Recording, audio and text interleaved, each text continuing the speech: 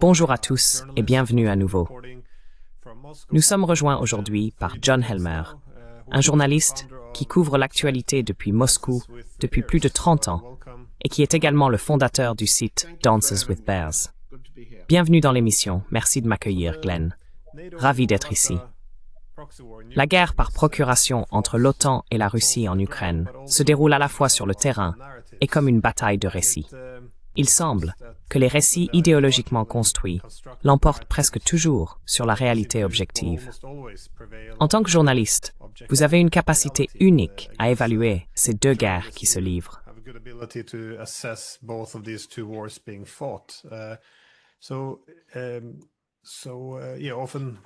Très souvent, lorsqu'on discute de la guerre, la conversation finit par porter sur les médias, ce qui est inévitable, étant donné que les récits se sont tellement éloignés de la réalité. Mais je pense qu'un bon point de départ serait « Comment évaluez-vous la possibilité d'une paix ?» Car pour mettre fin à la guerre par procuration, les Russes exigent que les causes profondes du conflit soient résolues. Or, vous suivez l'escalade des tensions entre l'OTAN et la Russie depuis 30 ans.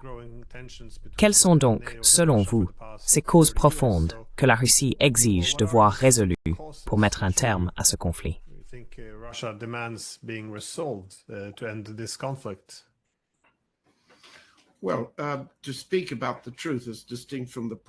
Eh bien, dire la vérité est différent de mener une guerre de propagande.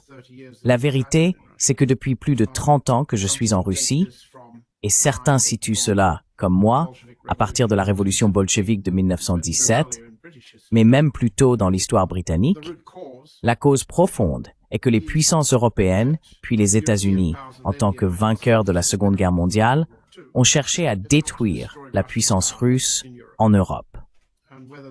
Que cela ait été appelé anticommunisme après la Révolution ou non, il s'agit fondamentalement d'une stratégie impériale, d'abord de la Grande-Bretagne, puis des États-Unis. Et dans la mesure où Adolf Hitler, en Allemagne, nourrissait des ambitions impériales ou expansionnistes, la destruction de l'Union soviétique en était une composante essentielle.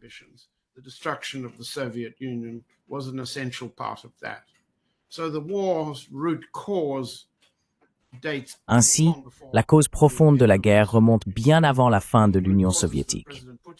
Les causes profondes dont parle le président Poutine sont les avancées bien connues des soi-disant puissances de l'OTAN vers l'Est et la création de plateformes de guerre, à la fois secrètes et ouvertes. L'Ukraine est une plateforme de guerre ouverte, un champ de bataille et une base pour attaquer d'abord l'Union soviétique, puis la Russie. Cette méthode particulière, appelons-la ainsi, de guerre contre la Russie, a suivi des années de tentatives d'après-guerre pour subvertir la Russie, culturellement, économiquement et politiquement, pour encourager des mouvements d'indépendance qui ont tous échoué, pour encourager, comme vous vous en souvenez, l'abandon de la Russie par les intellectuels, et ainsi de suite. Je ne vous dis rien que vous ne sachiez déjà.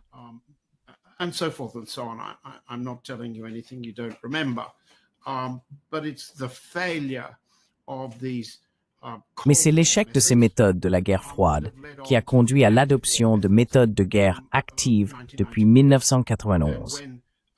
Lorsque la tentative de démanteler la Russie, la Fédération de Russie, après 1991, et de détruire d'abord ses capacités économiques, puis ses capacités commerciales, et enfin ses capacités militaires, a échoué sous l'administration Clinton, malgré toutes les concessions faites par Boris Eltsine et son entourage pour avantager les États-Unis, lorsque tout cela a échoué, la stratégie de destruction de la Russie a dû devenir plus cinétique, disons. Et c'est ce qui s'est produit depuis 2014, avec le renversement du gouvernement ukrainien de Yanukovych et la construction d'une plateforme de guerre avec plusieurs lignes de fortification progressant vers l'Est, en vue de la préparation après la défaite du régime de Kiev dans la guerre civile, et finalement avec un plan d'attaque contre la Novorossia puis le territoire russe.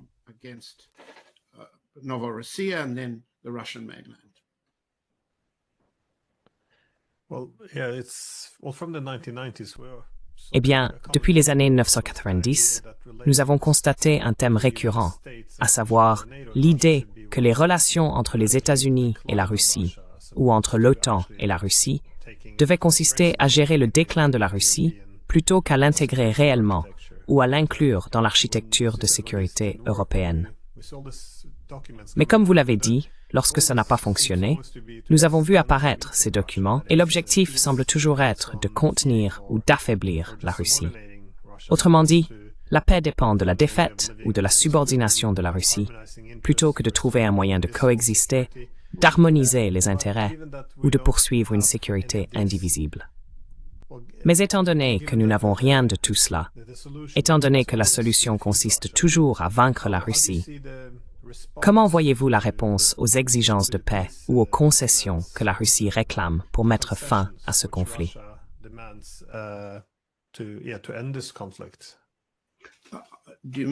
Voulez-vous dire que votre question concerne la position actuelle vis-à-vis de l'administration Trump? Oui, Trump et les Européens.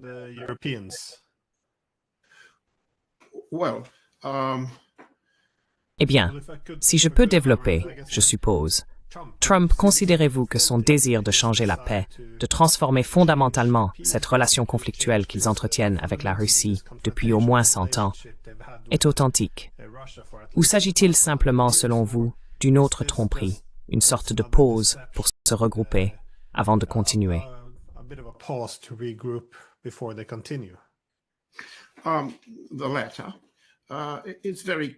Le dernier. Laissons de côté la question de savoir si le président Trump a un esprit ou non, ce qui est douteux.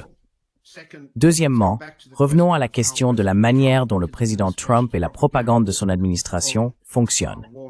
Appeler la guerre paix, postuler au prix Nobel de la paix pour de faux accords de paix, des cessez-le-feu, et ainsi de suite. Laissons cela de côté un instant et revenons à votre question sur ce qui est authentique dans la négociation actuelle.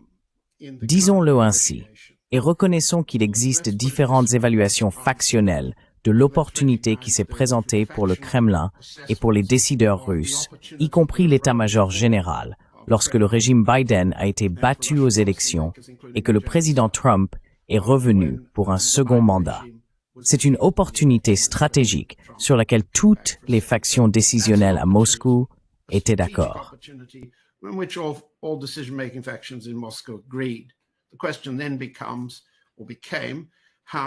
La question devient alors, ou est devenue, comment encourager l'opportunité qui s'est présentée après le total, appelons-le blackout, d'un régime russophobe dirigé par un président atteint de démence, contrôlé par un groupe d'individus russophobes comme Antony Blinken et Victoria Nuland. Ne nous trompons pas, et cela n'est publié ni à Moscou ni aux États-Unis. Des personnes ayant des antécédents russophobes identiques, tant sur le plan religieux que familial, se trouvent à la Maison-Blanche sous Trump.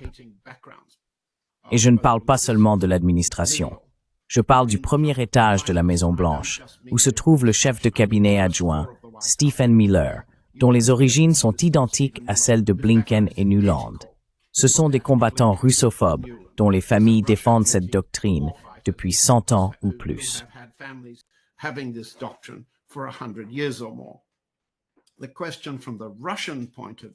La question, du point de vue russe, est que Trump mène une campagne politique, remporte une campagne politique et s'engage à l'idée qu'il pourrait mettre fin à la guerre en quelques jours.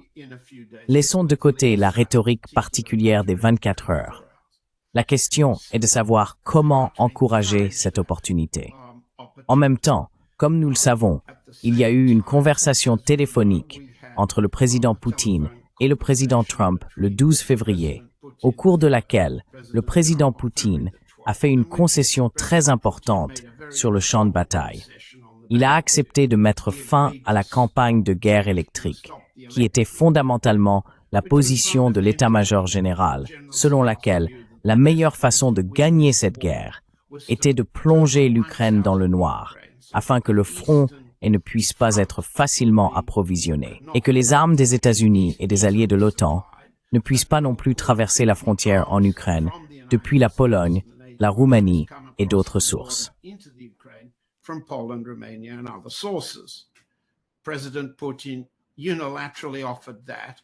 Le président Poutine a proposé cela unilatéralement dans l'idée qu'il pourrait y avoir une réciprocité du côté ukrainien.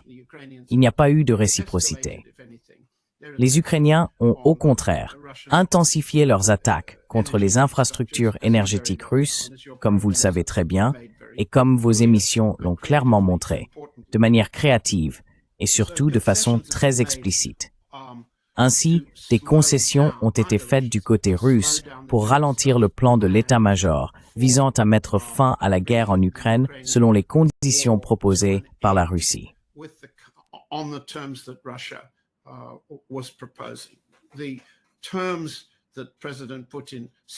Les conditions que le président Poutine a exposées en juin dernier, en juin 2024, et qu'il a répétées à de nombreuses reprises, ne correspondent pas à l'idée américaine d'un échange de territoire, mais plutôt à l'intégration de la Novorossiya, les 4 régions, plus la Crimée, qui font déjà légalement et constitutionnellement partie de la Russie, à la création d'une zone démilitarisée, d'une profondeur suffisante pour protéger le territoire russe de toute portée d'armes que les alliés de l'OTAN pourraient déployer sur ce champ de bataille, et à la dénazification du régime de Kiev, ce qui signifiait au minimum de nouvelles élections.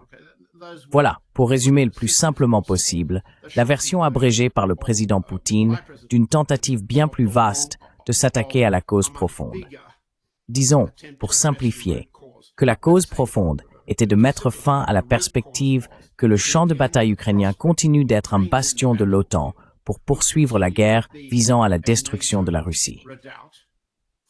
Bien entendu, la partie russe avait précédé l'opération militaire spéciale de février 2022 par 2 traités.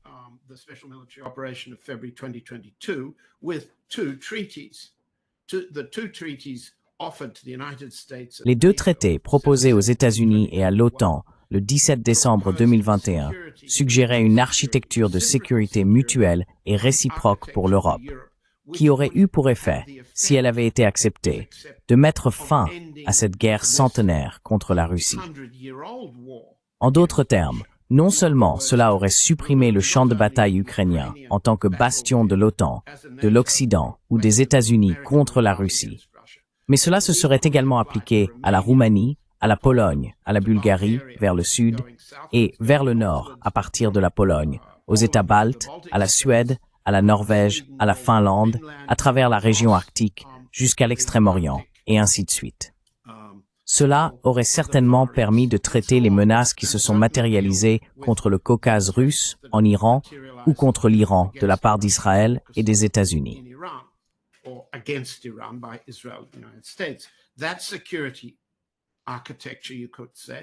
Cette architecture de sécurité, les traités destinés à incarner ce cadre, a été rejetée d'emblée par Blinken, Nuland et l'administration Biden.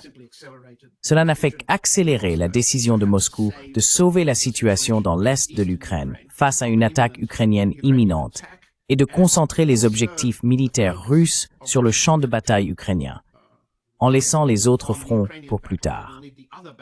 Nous y sommes donc. Et la question que tu m'as posée à juste titre, Glenn, est la suivante. Quelle est, selon le camp russe, l'approche de l'administration Trump et dans quelle mesure une opportunité subsiste-t-elle encore? Eh bien, tout d'abord, le camp russe reconnaît ce que dit l'administration Trump.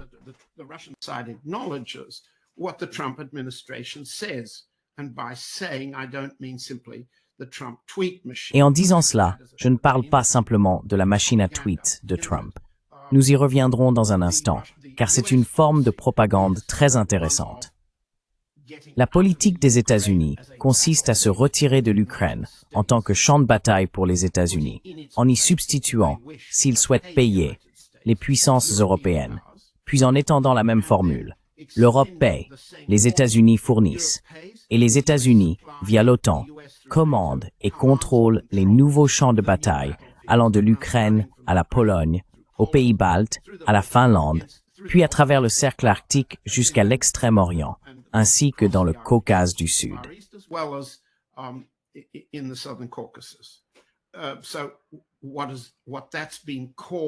Ce que Elbridge Colby, l'ancien secrétaire adjoint à la Défense chargé de la stratégie et du développement des forces, a appelé cela, c'est la séquentialisation des guerres.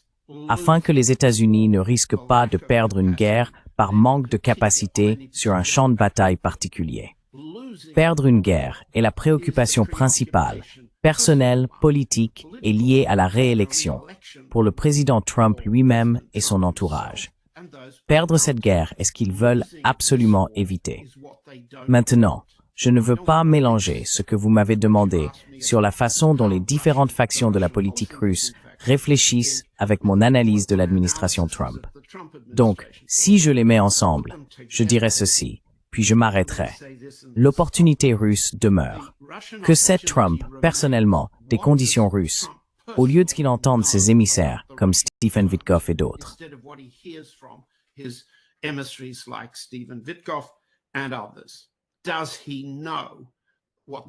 Sait-il quelles étaient les conditions russes à Istanbul? Sait-il et comprend-il ce que le président Poutine a réellement dit?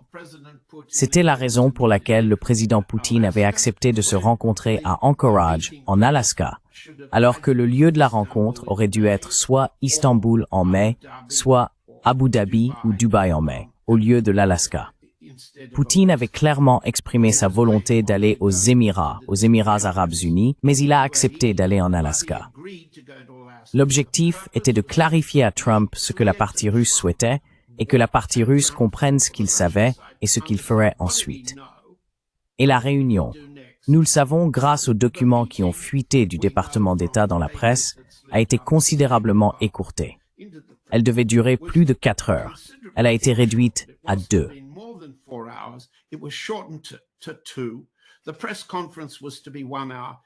La conférence de presse devait durer 1 heure. Elle a été réduite à 12 minutes. L'ensemble du programme a été écourté lorsque Trump a déclaré qu'il voulait rentrer chez lui. Et ce qui s'est passé, du point de vue russe, c'est une série de petits gains. Le fait que Trump ait enfin entendu cela de la bouche de Poutine. Et on a vu une forme d'impatience de Trump à écouter Poutine, puisque sur les 12 minutes de la conférence de presse, le président Poutine a parlé à partir de ses notes pendant 8 de ces minutes. Il ne fait donc aucun doute que Trump savait désormais directement en face à face. Deuxièmement, il y a eu un accord. Hier, le président Poutine a parlé d'un accord.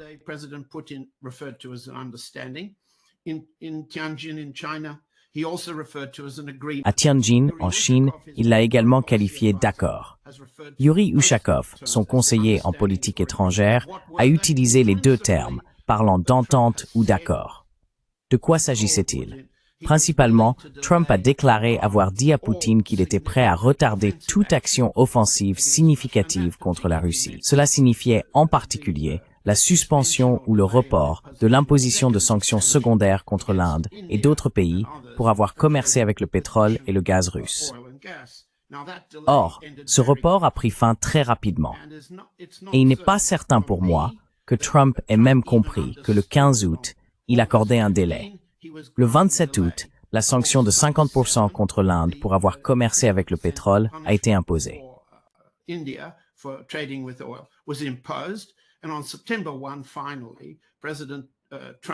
le 1er septembre, enfin, le président Trump a publié un tweet indiquant qu'il avait finalement pris connaissance de l'application des sanctions secondaires. Mais il gardait un peu d'espoir qu'il ne soit pas trop tard.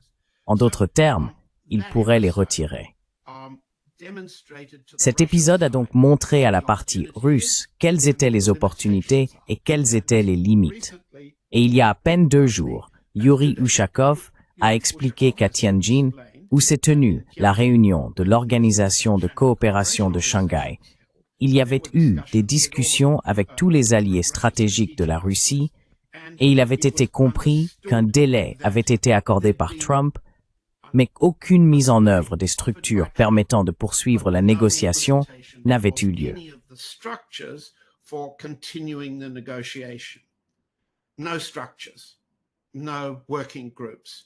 Aucune structure, aucun groupe de travail, aucun échange supplémentaire pour préparer la soi-disant réunion trilatérale entre Trump, Zelensky et Poutine.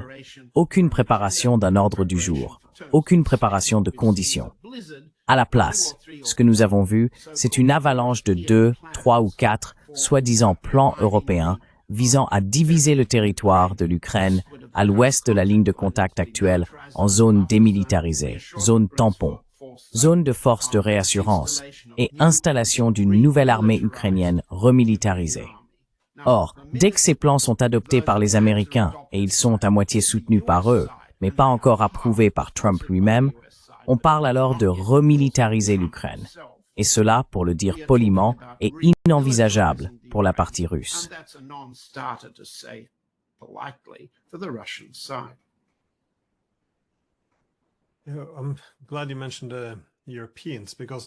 Je suis content que vous ayez mentionné les Européens, car il semble que la relation entre les États-Unis et l'Europe soit en train de changer.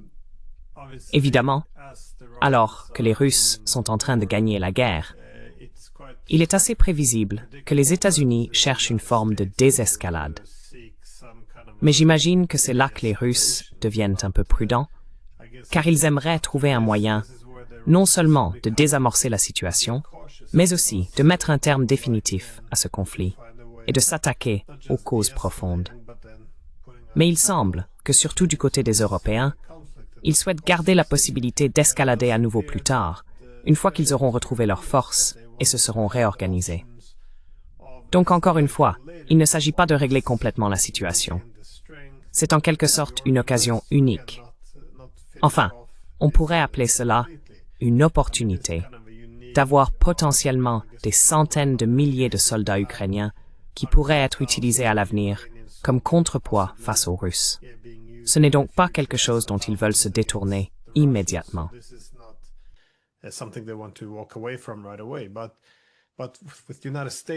Mais avec les États-Unis, on n'obtient jamais un engagement vraiment clair quant à la direction qu'ils vont prendre. Et encore une fois, il semble souvent que cela relève de l'ambiguïté stratégique. Mais pensez-vous que les Américains cherchent seulement une répartition différente des rôles entre eux et les Européens, alors que l'on attend des Européens qu'ils poursuivent la guerre contre la Russie, qu'ils continuent à la financer, tandis que les États-Unis n'auraient pas à assumer la responsabilité d'une éventuelle défaite. Ils pourraient en tirer des bénéfices en vendant du matériel et auraient aussi l'opportunité d'établir des liens bilatéraux avec la Russie pour s'assurer de ne pas s'isoler d'un de ces géants eurasiens et en quelque sorte faire payer tous les coûts aux Européens. Ou pensez-vous qu'il y a quelque chose de plus authentique derrière cela, en termes de réorganisation des relations? Que veux-tu dire par authentique, Glenn?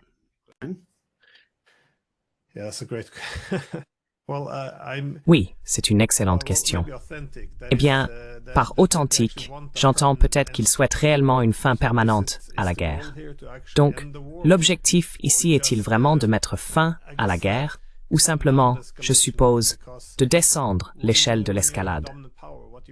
Parce que lorsqu'on est une puissance dominante, on cherche souvent la domination dans l'escalade. On augmente les tensions quand on le souhaite, puis on désescalade quand c'est approprié. Mais mettre fin à un conflit signifie perdre le contrôle sur cette domination de l'escalade, car cela réduit la capacité à réescalader à l'avenir lorsque cela devient utile.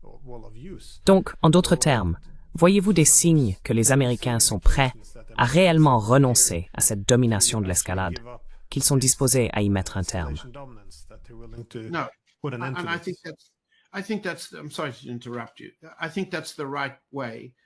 Je suis désolé de vous interrompre. Je pense que c'est la bonne façon de dire, la bonne terminologie. Il n'existe absolument aucune preuve, ni au niveau personnel pour le président Trump, ni au sein du département de la Défense, de la Maison-Blanche, dans ce mélange étrange entre le Conseil de sécurité nationale et le département d'État qui est en train de se former, ni dans les agences de renseignement, qu'il y ait un manque de combattants anti-russes du même type, comme je l'ai déjà dit, que la bande de Blinken de l'administration précédente. Mais deuxièmement, il n'y a absolument aucune volonté de céder la domination dans l'escalade. Au contraire, toute la notion de rendre l'Amérique grande à nouveau, rendre l'Empire américain grand à nouveau, MAGA et méga, sont des idées personnelles, des engagements psychologiques du président Trump.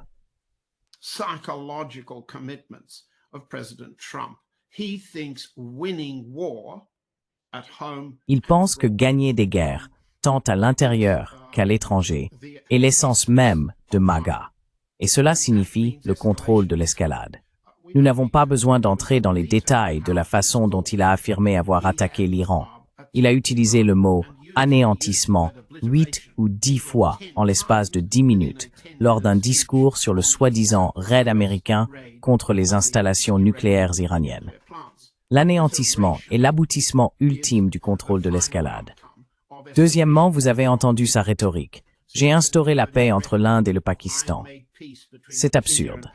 Mais si vous le souhaitez, nous pouvons parler de chacun de ces cas. La paix entre le Congo et le Rwanda, la paix entre l'Azerbaïdjan et l'Arménie, la paix entre le Kosovo et la Serbie, la paix entre l'Iran et Israël.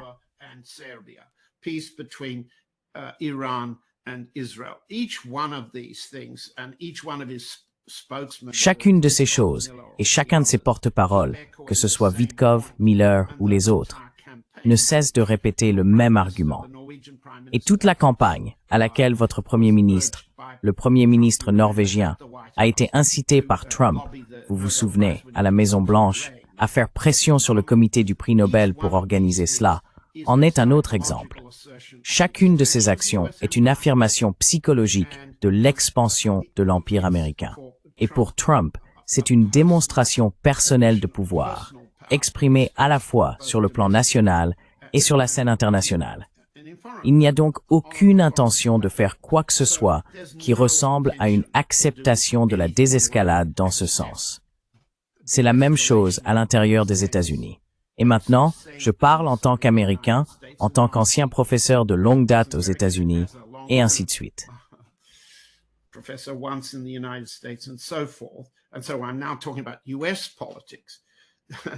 Je parle donc maintenant de la politique américaine. La domination par l'escalade est la politique de l'administration Trump, qui militarise la gestion des grandes villes où il y a une opposition à Trump. Il s'agit de Washington, D.C., de Los Angeles et bientôt de Chicago. La militarisation, mettre littéralement des troupes dans la rue, que les tribunaux ordonnent leur retrait, qu'ils jugent cela inconstitutionnel ou non, tout cela n'aura pas d'importance. Trump, Miller et les autres ont décidé de militariser le contrôle intérieur des villes potentiellement démocrates. Il n'y a donc absolument aucune volonté, du côté américain, de céder la domination par l'escalade sur le territoire national.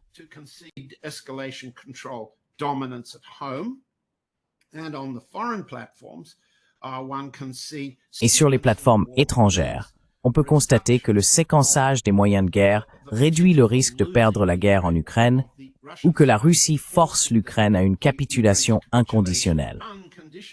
Au lieu de cette possibilité, il existe l'option de négocier avec le président Poutine pour parvenir à un accord qui laisserait une Ukraine réduite, pouvant être reconstruite et remilitarisée.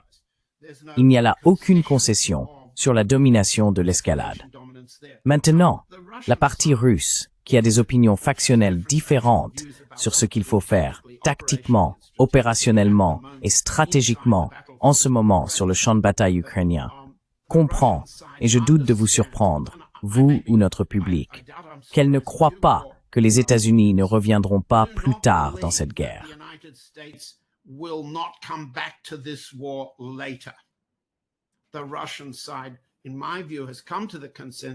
À mon avis, la partie russe est parvenue à un consensus selon lequel la Russie bénéficierait également d'une pause pour se regrouper, se réorganiser et réallouer des ressources en vue de la reprise de la guerre sur le champ de bataille ukrainien et de l'escalade du conflit contre la Russie, comme je l'ai dit. La Pologne, les pays baltes, la Finlande, pour être précis, allaient dans cette direction, ainsi qu'au sud.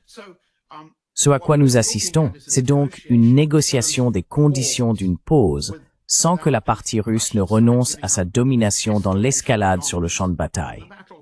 Comment la partie américaine peut-elle parvenir à cela avec les Européens? Pour ma part, je ne vois pas le genre de division entre Européens et Américains que certains podcasteurs pleins de vœux pieux aimeraient voir.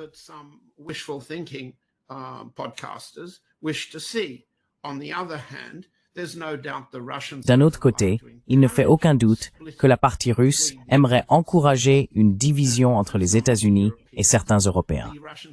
La partie russe souhaiterait la favoriser. Jusqu'à présent, je ne vois aucun signe indiquant qu'une stratégie de négociation russe ait réussi à diviser les Européens ou à séparer les Européens des Américains. Mais si l'on pose la question, pourquoi les régimes européens pensent-ils que la poursuite de cette guerre contre la Russie est une bonne politique, qu'elle leur permettra de rester au pouvoir et d'assurer leur prospérité ainsi que celle de leurs électeurs? C'est une question différente, n'est-ce pas?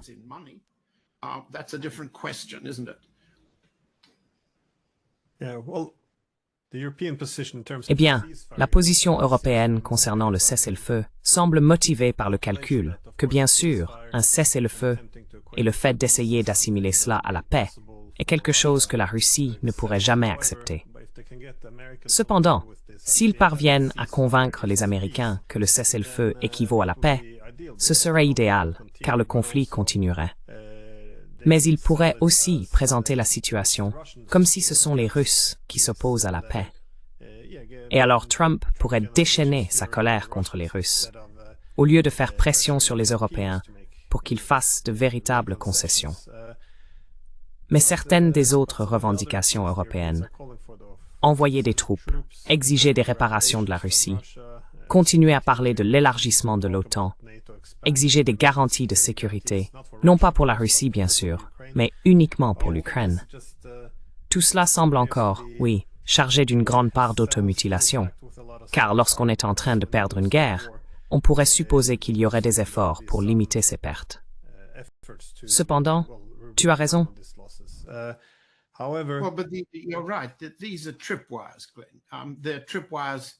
Ce sont des pièges, Glenn. Ce sont des pièges pour donner l'impression, comme tu l'as dit, que le camp russe est responsable de la poursuite de la guerre, que le camp russe refuse de négocier de manière authentique et de bonne foi. Le camp russe, d'abord, n'aurait pas accepté le cessez-le-feu immédiat. Maintenant, je pense que le chancelier allemand, Friedrich Merz, n'a cessé de répéter « cessez-le-feu, cessez-le-feu, cessez-le-feu » lors de la dernière table ronde des dirigeants européens à la Maison-Blanche. Je pense que ce n'était plus le piège, et nous sommes passés à la rencontre avec Zelensky. Le camp russe a évité cela, et Trump, ayant abandonné l'idée du cessez-le-feu et accepté celle d'un accord de paix avec des garanties de sécurité, a déplacé son propre piège plus loin que celui de Merz, par exemple.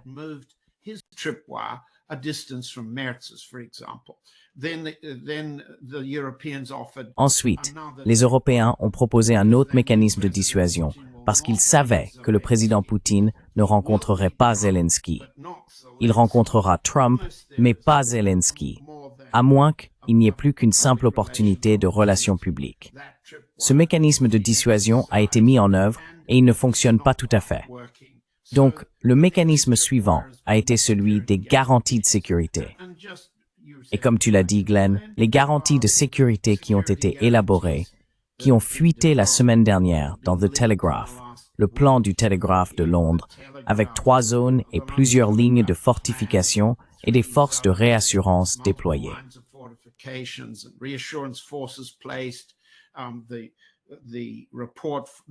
Les articles parus dans le Wall Street Journal et Politico affirment que des troupes américaines pourraient être déployées sur le terrain. Mais il ne s'agirait pas de soldats américains. Ce seraient des contractuels, des mercenaires privés. Il s'agit là de différentes fuites concernant diverses formes de la garantie de sécurité.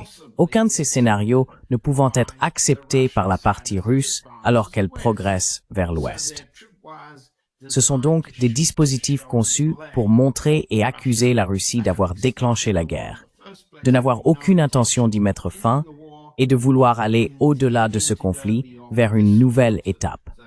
Et tout cela fait partie du récit avec lequel vous avez commencé, à savoir que la Russie représente une menace stratégique et existentielle pour la survie de l'Europe.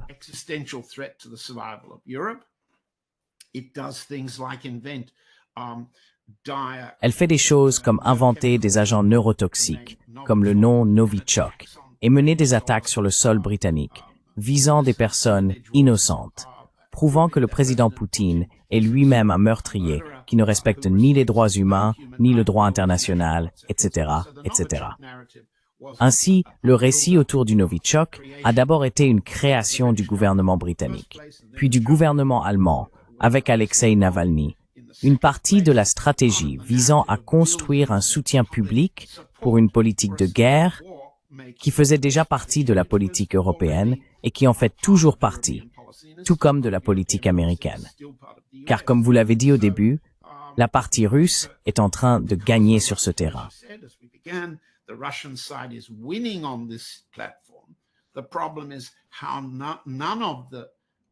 Le problème, c'est qu'aucun des combattants de l'autre camp ne souhaite accepter les pertes politiques liées à une défaite sur ce champ de bataille.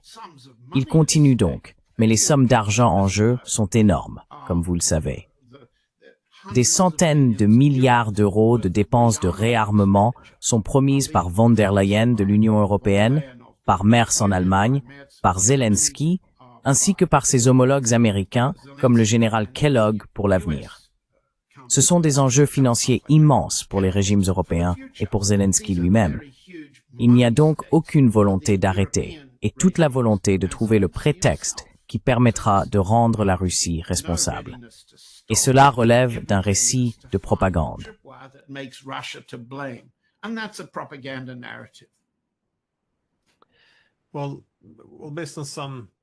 Eh bien, d'après certains documents antérieurs des États-Unis, notamment de la Rand Corporation et d'autres, il semble que l'objectif, la guerre idéale pour l'OTAN, serait d'avoir quelque chose entre un proxy ukrainien et la Russie, qui serait, je suppose, de faible intensité et durerait des années et des années, simplement pour saigner progressivement la Russie, la surmener et peut-être commencer à déstabiliser un peu la société de l'intérieur. Mais cela, bien sûr, a maintenant quelque peu échappé à tout contrôle. Et comme nous le voyons aujourd'hui, les lignes de front sont en train de céder. Pas seulement de céder, mais le nombre d'avancées russes semble augmenter rapidement.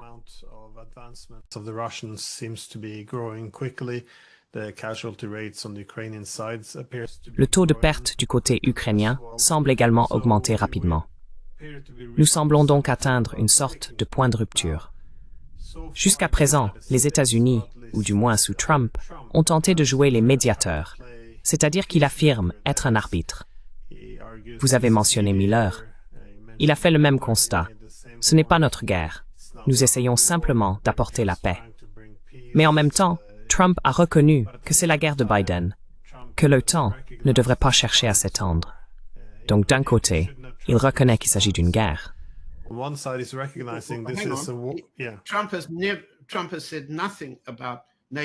Trump n'a rien dit au sujet de la non-expansion de l'OTAN. Absolument rien. Il ne l'a pas dit. Même s'il tient parfois des propos qui pourraient être interprétés ainsi, il en tient d'autres qui vont tout à fait dans le sens contraire. Je ne pense pas que l'on puisse citer un quelconque engagement de la part de Trump qui suggérerait qu'il s'oppose à l'élargissement de l'OTAN. Au contraire, il serait ravi d'envoyer une facture pour l'expansion de l'OTAN. Tant que les armes sont américaines et que la structure de commandement reste sous contrôle américain. Grinkovich, j'ai oublié comment le chasseur actuel prononce son nom, mais le commandement et le contrôle resteront américains. Command and control will remain American. Battlefield intelligence, targeting, coordination. Le renseignement sur le champ de bataille, le ciblage et la coordination resteront américains. Mais le paiement de tout cela viendra des États européens et ira directement dans la poche de Trump. Et par mettre dans la poche de Trump, je veux dire littéralement. Les pots de vin impliqués dans cette affaire, transitant par Witkoff et les membres de sa famille, ainsi que Howard Blutnick, le secrétaire américain au commerce, sont très, très importants. Ils éclipsent les pots de vin que la famille Biden ou la famille Clinton ont reçus dans leurs affaires liées à ces questions. Ils éclipsent la corruption des Clinton et des Biden impliqués dans la guerre en Ukraine. Mais je ne vois aucune preuve que Trump souhaite réduire ou diminuer les pouvoirs de l'OTAN. Diminish NATO's powers. What I think is happening is Ce que je pense, c'est qu'on assiste à un récit qui inverse complètement la réalité. On fait la guerre, tout en l'appelant la paix, on en fait une immense entreprise lucrative pour les États-Unis, et on concentre la puissance militaire américaine là où elle aura le plus d'impact. Et cela sert en partie à soutenir Israël contre l'Iran. C'est assurément pour soutenir Israël dans le génocide des Palestiniens à Gaza. On pourrait faire le tour du monde et identifier chacune des guerres que les États-Unis continuent de mener, y compris celle que vous venez d'évoquer dans votre émission, comme la guerre actuelle contre le Venezuela.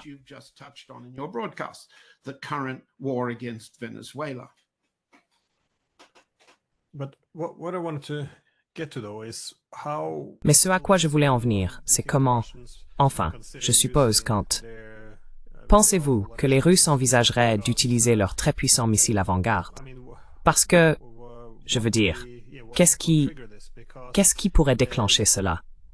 Parce que, il est très probable qu'à mesure que les lignes de front s'effondrent, ils ne pourront pas convaincre les Russes d'accepter un cessez-le-feu ou de simples promesses creuses. Il y aura effectivement une forme d'escalade. Trump vient d'annoncer qu'ils allaient vendre quelques milliers de missiles aux Européens, qui les donneront ensuite aux Ukrainiens. Alors, à quel moment voyez-vous une escalade dramatique? Parce que les dernières phases d'une guerre peuvent être très spectaculaires, car le camp perdant, pensant avoir beaucoup à perdre, serait prêt à prendre des risques considérables.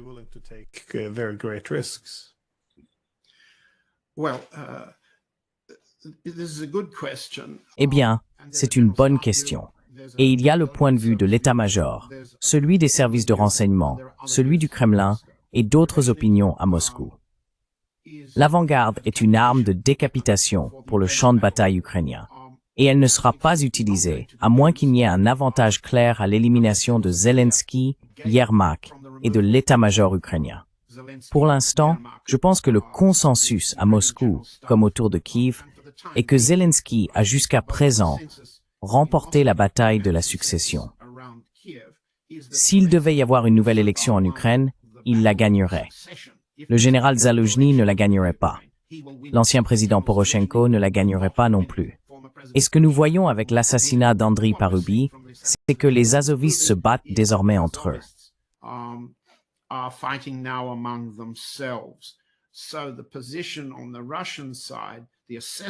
Donc, la position du côté russe, l'évaluation du côté russe à ce stade du jeu, et il est prématuré de dire qu'il s'agit d'une politique, et que la décapitation n'aboutirait pas à un résultat politique favorable à la Russie. Alors que le facteur le plus important, le résultat militaire, consiste à éliminer la capacité des forces armées ukrainiennes, ainsi que leurs approvisionnements et leur partage de renseignements avec les États-Unis, leurs usines de drones, leur capacité de missiles à plus longue portée, y compris le Flamingo qu'ils promettent pour l'avenir. Il n'est pas nécessaire d'utiliser un avant-garde pour frapper ces cibles. Ce qu'il faut, c'est couper l'électricité dans tout le pays. Et c'est quelque chose, étrangement, que le président Poutine n'a pas permis à l'état-major général de mettre en œuvre, car il y a eu une suspension de la guerre électrique à l'ouest, certainement de Kiev, à la frontière polonaise.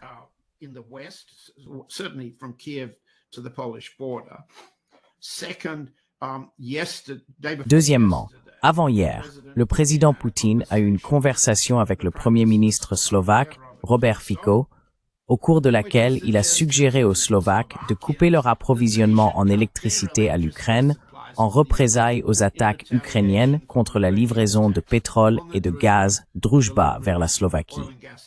Maintenant, si Poutine dit à Fico « Pourquoi ne coupez-vous pas votre approvisionnement en électricité à l'Ukraine ?» Pourquoi le président Poutine ne dit-il pas à l'état-major général de couper l'électricité dans l'ouest de l'Ukraine? Eh bien, c'est un paradoxe. C'est aussi une question de timing. Nous approchons du moment où il existe d'autres moyens de mettre fin à cette guerre, en amenant la partie ukrainienne à une capitulation sans condition.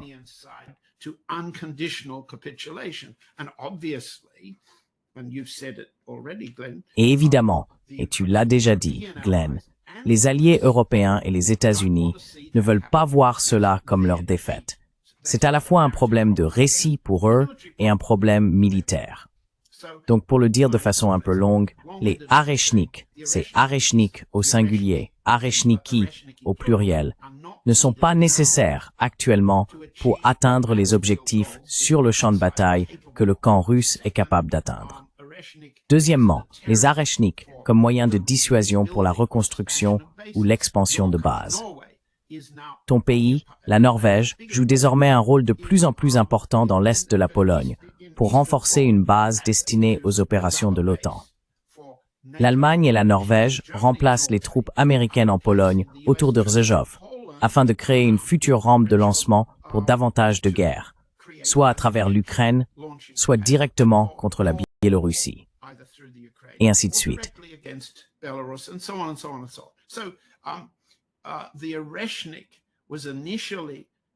L'Erechnik a d'abord été utilisé comme une démonstration pour souligner la position russe. Si vous, un pays de l'OTAN, permettez que votre territoire ou vos forces nous attaquent, nous avons la capacité de riposter d'une manière contre laquelle vous ne pouvez pas vous défendre. Une sorte de représailles symétrique, mais gardez cela à l'esprit.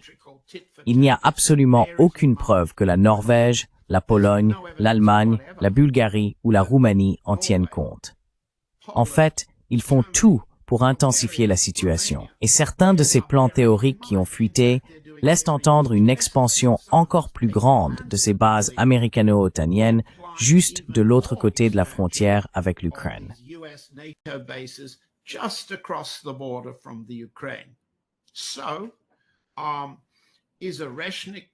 Alors, doit-on utiliser un Erechnik contre eux ou simplement les menacer avec? Eh bien oui, c'est le cas, mais il s'agit d'une menace. Les Roumains disposent d'une base de missiles Aegis américaine, capable de porter des armes nucléaires dans le sud de la Roumanie. La Pologne possède une base comparable, également capable de porter des armes nucléaires dans le nord du pays. Et ce que l'on constate, et tu le sais aussi bien que moi, c'est qu'il y a toutes sortes de renforcements et d'escalades dans le déploiement d'armes nucléaires américaines qui avancent en Europe. Donc face à cela, l'Erechnik devrait être un moyen de dissuasion non nucléaire. Mais rien n'indique que les Européens acceptent qu'ils soient en danger.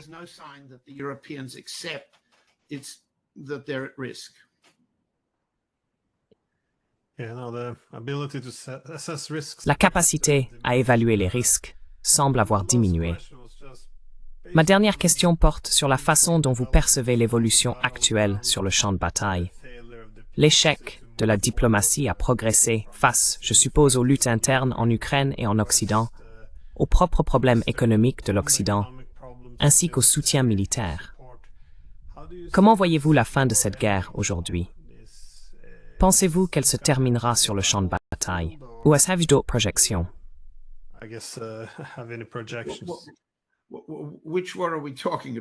De quelle guerre parlons-nous, Glenn? De la guerre en Ukraine ou de la guerre plus large menée par les États-Unis et l'OTAN? Es-tu d'accord? Sommes-nous d'accord pour dire qu'il y aura une guerre prolongée? Il n'y a aucun relâchement à ce sujet. Est-ce que nous nous concentrons simplement maintenant sur le théâtre ukrainien ou sur le cadre plus large? De quoi allons-nous discuter?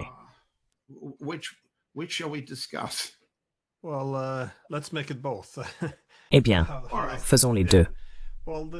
La guerre en Ukraine pourrait être plus facile à prévoir, mais il est également intéressant d'évaluer l'orientation plus large de ce conflit entre la Russie et l'Europe. Cela dit, je pense que les Russes ont désormais clairement indiqué que leur découplage de l'Europe sera assez permanent, puisqu'ils cherchent maintenant à établir des partenariats économiques en Orient.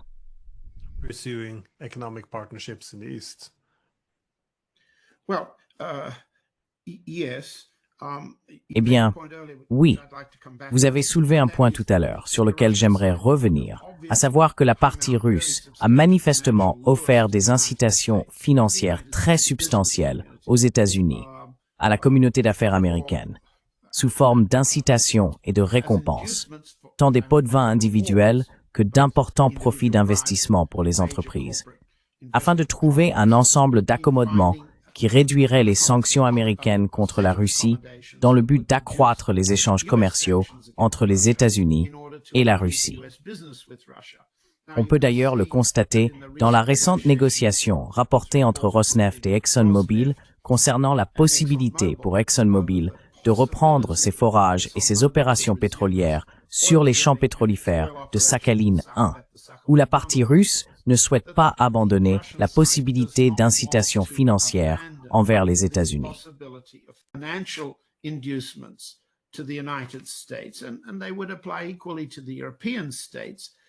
Et ces mesures s'appliqueraient également aux États européens s'ils souhaitaient renoncer à l'option de la guerre. Du côté russe, comme vous le savez, le Kremlin a nommé Kirill Dmitriev comme représentant spécial pour discuter affaires, parler d'incitation, de pots de vin, de profits, autres que ceux de la guerre, parler d'argent, pas de force. Les homologues américains sont Stephen Witkoff et le secrétaire au commerce Howard Lutnick, ainsi que divers membres de leur famille. Les homologues européens ne sont pas aussi actifs, mais certains pays européens diffèrent des autres, comme vous le savez. Ainsi, l'argent et le profit restent des incitations que la partie russe souhaite proposer comme alternative à une fin militaire de la guerre.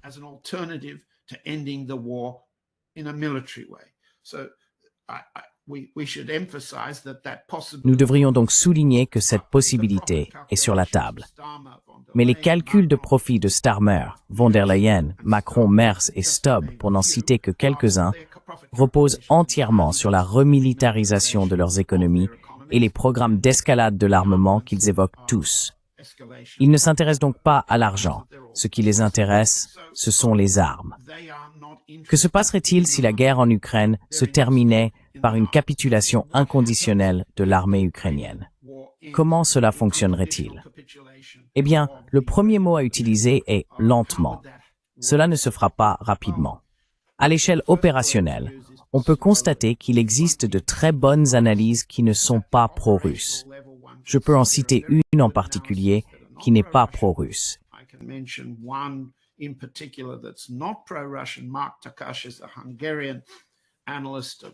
Mark Takacs est un analyste militaire hongrois spécialisé dans les engagements au niveau opérationnel le long de la ligne de contact.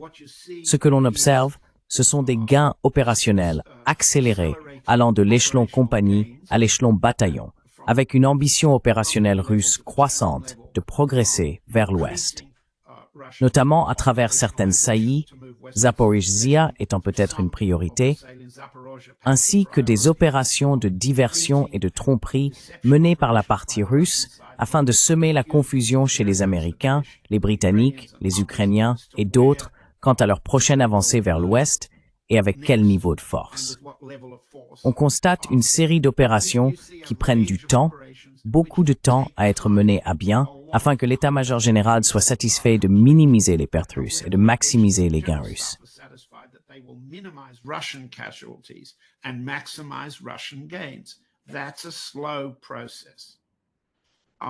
C'est un processus lent. Peut-il être accéléré avec plus d'armement du côté russe, plus de main-d'œuvre? Oui, c'est possible. Mais il est peu probable qu'il soit accéléré.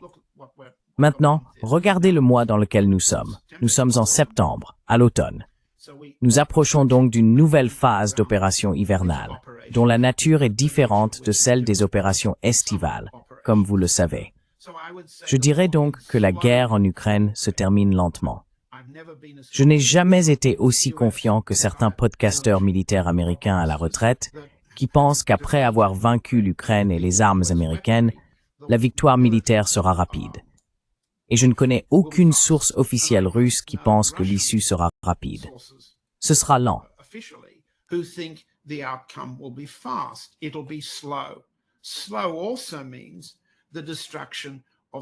Lenteur signifie aussi la destruction de certaines unités d'élite Azov.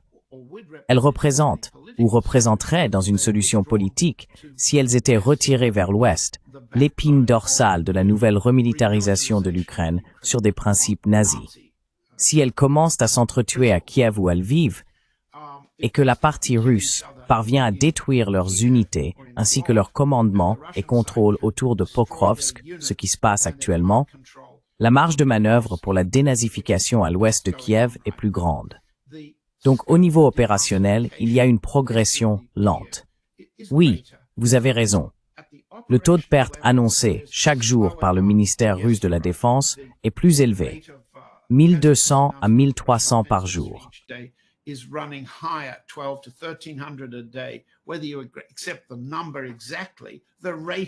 Que vous acceptiez le chiffre exact ou non, le taux d'augmentation est nettement supérieur à ce qu'il était il y a plusieurs mois. Il est probable qu'il continue de croître à mesure que nous avançons. Mais le processus vers l'Ouest est lent. Que fera le camp américain pour arrêter ou dissuader la Russie? Eh bien, nous venons de voir ce qu'ils ont tenté de faire contre l'Inde. En d'autres termes, intensifier l'attaque contre les Alliés, comme couper le commerce pétrolier ou attaquer des pétroliers. Rappelons que les États-Unis et les Britanniques engagent des forces spéciales pour attaquer ce qu'on appelle le commerce des pétroliers noirs, pour frapper physiquement ces navires. Que se passera-t-il si le camp américain décide de mettre en œuvre ce que le président Trump vient tout juste d'annoncer, à nouveau, sa déception envers le président Poutine?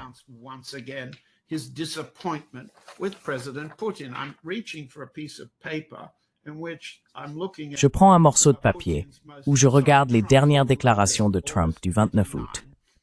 On lui a demandé à la radio, le 29, ce qu'il comptait faire et ce qu'il pensait qu'il allait se passer ensuite. Il dit « Laissez-moi voir si je peux. Je vais simplement lire la question.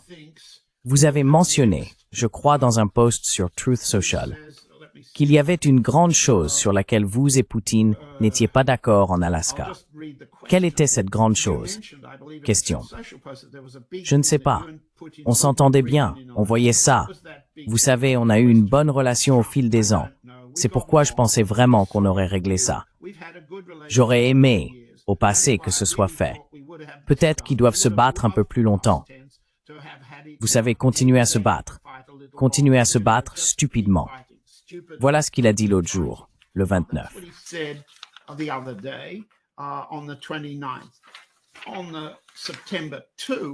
Le 2 septembre, lorsqu'il s'est remis de sa maladie et a voulu prouver qu'il n'était pas mort, ce que disaient les réseaux sociaux, regardez-le. Sa voix était encore cassée et il avait perdu son bronzage artificiel. Mais il était vivant. Question. 2 septembre. Avez-vous parlé avec le président Poutine au cours de la semaine passée? Donald Trump? Oui, je ne veux pas. J'ai appris des choses qui seront très intéressantes. Je pense que dans les prochains jours, vous le découvrirez. Question. Y aura-t-il des conséquences s'il n'y a pas une sorte d'annonce d'une rencontre entre le président Poutine et le président Zelensky? Réponse de Trump. Oui, il y aura des conséquences. Nous allons voir ce qui se passe. Nous allons voir ce qu'ils font et ce qui arrive.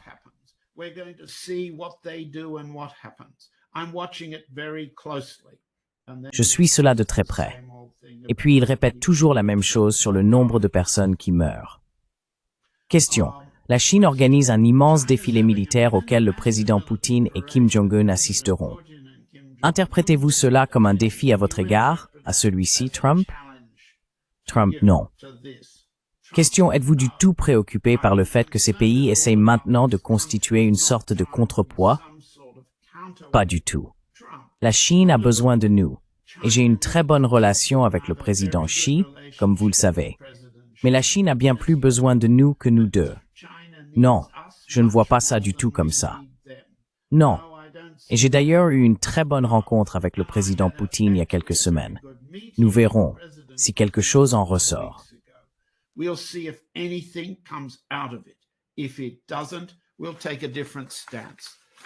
Si ce n'est pas le cas, nous adopterons une position différente. J'espère que vous serez patient avec ma lecture de ce que cet homme a dit au cours des dernières 48 heures. Il y a là un avertissement clair que sa patience touche à sa fin. Sa soi-disant patience. Sait-il ce qu'il va faire ensuite? La réponse, il est aussi peu clair qu'il sache ce qu'il va faire ensuite qu'il ne l'était concernant ce qu'il ferait aux Indiens. Donc, pour revenir à votre question, Glenn, comment la guerre en Ukraine se termine-t-elle sur le champ de bataille? Et je reviens à ma réponse. Lentement, étape par étape, en fonction de ce que le président Poutine observe chez le président Trump, puis réagit.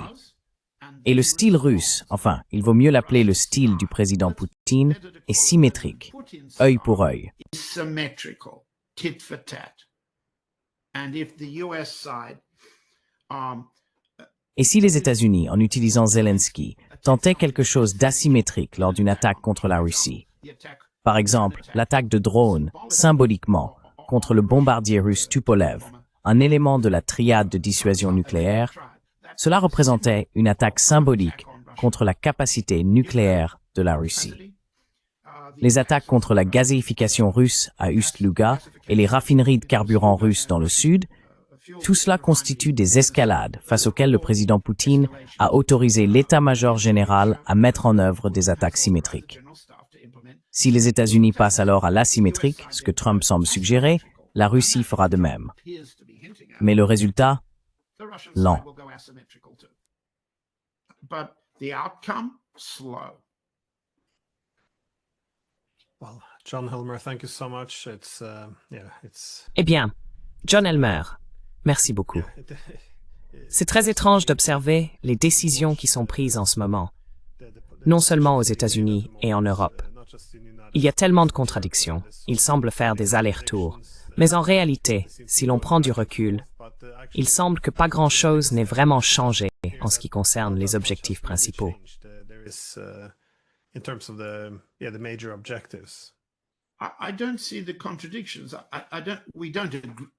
ne vois pas les contradictions. Nous ne sommes pas en désaccord, Glenn. Mais je ne vois pas qu'il y ait des contradictions, que ce soit du côté russe, où on les espère, ou du côté, appelons-le, des podcasteurs, où on les affirme. Ce que je constate, en revanche, c'est l'épuisement de la théorie russe de l'opportunité Trump. Cela touche à sa fin. Mais si tu as une minute, laisse-moi revenir au point de départ. La différence entre le récit de propagande, quand le camp européen dit « nous sommes en train de gagner la guerre », le camp russe répond « eh bien, vous êtes en train de la perdre ». Quand le camp américain dit « nous visons la paix », quand Stephen Miller affirme « nous ne faisons pas partie de cette guerre, nous ne sommes pas un belligérant, nous ne sommes engagés que dans une mission humanitaire ». Pourquoi tiennent-ils des propos aussi manifestement faux?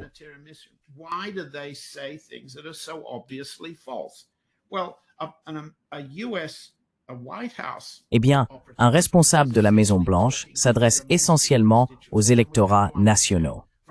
Et il faut comprendre, d'un point de vue politique américain, que le président Trump ne gagne aucun vote, ni aucune amélioration de son taux d'approbation concernant sa gestion de la guerre entre la Russie et l'Ukraine.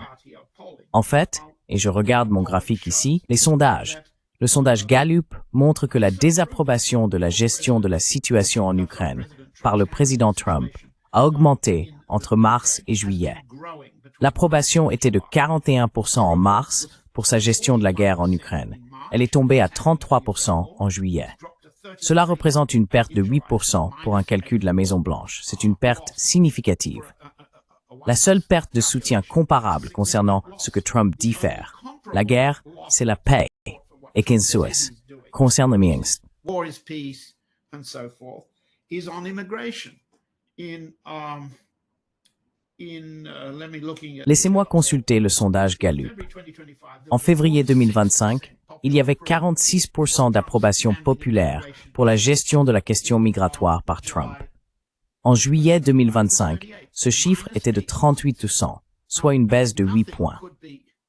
Or, rien n'est plus spectaculaire dans la politique intérieure américaine que la gestion de l'immigration, la militarisation des villes, la création d'une nouvelle force de police fédérale appelée ICE, et ainsi de suite, ainsi que la démonstration de déportation cruelle, des hommes enchaînés renvoyés par avion dans d'autres pays.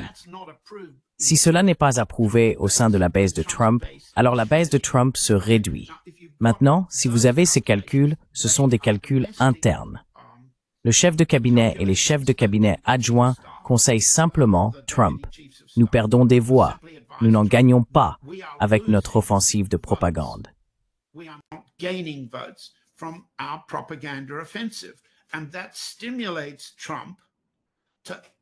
Et cela pousse Trump à ce que vous avez justement décrit comme la domination par l'escalade, une nouvelle démonstration, entre guillemets, de la tactique d'oblitération qui a été utilisée contre l'Iran.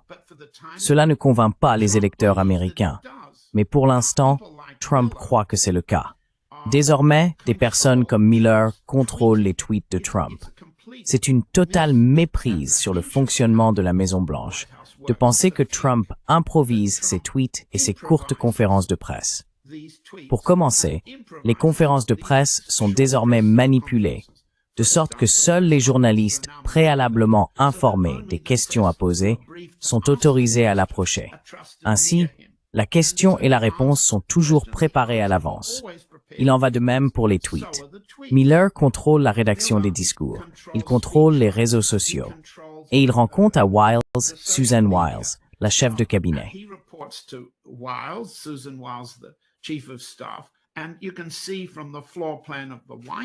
Et vous pouvez voir, à partir du plan du rez-de-chaussée de la Maison-Blanche elle-même, à quel point ils sont proches du président. Il s'agit là d'une unité unique de formation de la propagande et du récit, dans laquelle ils croient non seulement qu'ils doivent démontrer une domination dans l'escalade, mais aussi que s'ils pensent perdre à un endroit, ils déplaceront leur violence ailleurs. Dans la mesure où ils veulent retarder contre l'Iran ou contre la Russie, ils vont intensifier dans le canal de Panama et au Venezuela. Ils pensent que cela suscite du soutien. Ils se trompent dans leurs calculs, mais il est compréhensible qu'ils le pensent.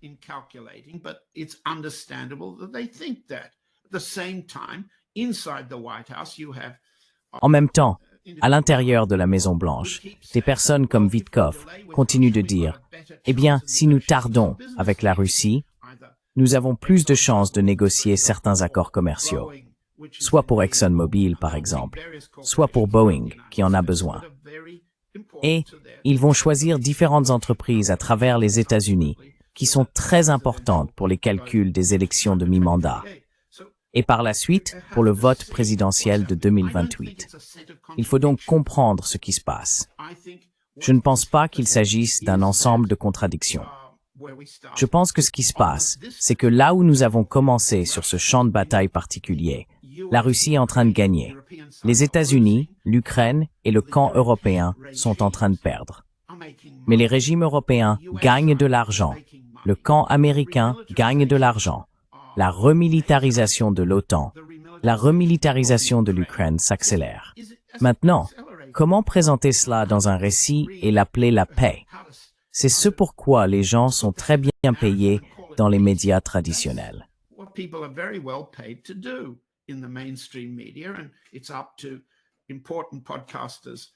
Et c'est à des podcasteurs importants comme vous de dire que cela est faux.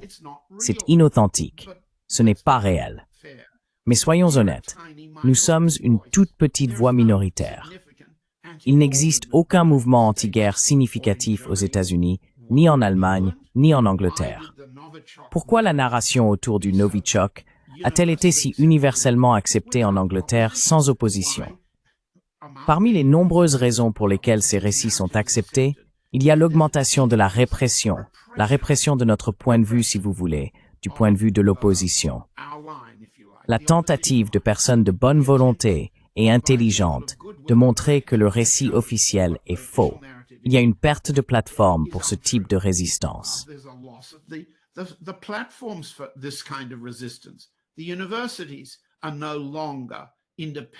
Les universités ne sont plus indépendantes dans la guerre de la propagande.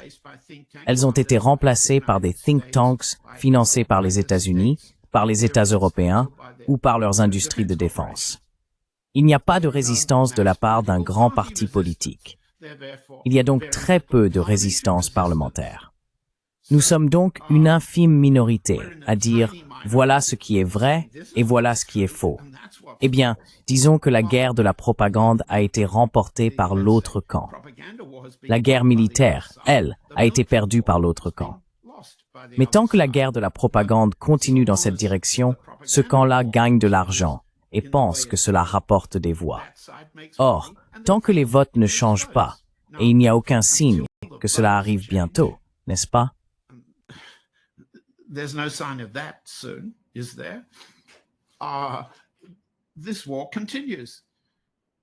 Cette guerre continue. Il n'y a jamais eu de chancelier allemand plus faible, n'est-ce pas? Avec un mandat de 24% à 28%, y a-t-il déjà eu un chancelier allemand plus faible menant une politique de remilitarisation envers la Russie que celle qu'Adolf Hitler pensait pouvoir faire fonctionner? Un chancelier faible comparé à Hitler, avec les mêmes objectifs contre la Russie? Comment transformer cela en une ligne de propagande que le peuple allemand puisse accepter? Réponse. Les réprimer, les effrayer, détruire leurs universités, détruire leur presse, détruire leurs publications, leurs librairies, faire en sorte que tout le monde en Allemagne ait peur d'ouvrir la bouche. Et je pense que vous serez d'accord pour dire que c'est ce qui se passe en Allemagne aujourd'hui, n'est-ce pas?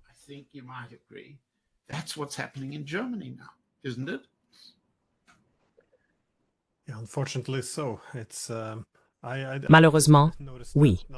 J'ai remarqué que non seulement en Allemagne, mais dans toute l'Europe, il y a un manque d'acceptation ou de tolérance envers toute forme de dissidence. Il s'agit de cette idée selon laquelle toute contestation touche directement au cœur du récit idéologique plus large de ce que nous faisons en Ukraine, de ce que cet ordre mondial sous l'hégémonie libérale est censé représenter. Toute dissidence est perçue comme une attaque contre l'Occident lui-même, comme une attaque contre le rôle de la démocratie libérale. Ce ne sont que des faits et des discussions, et la dissidence n'a plus sa place, ce qui est vraiment regrettable. Mais encore une fois, merci beaucoup pour votre temps, c'est très apprécié. Merci beaucoup de m'avoir reçu. Thank you very much for having me.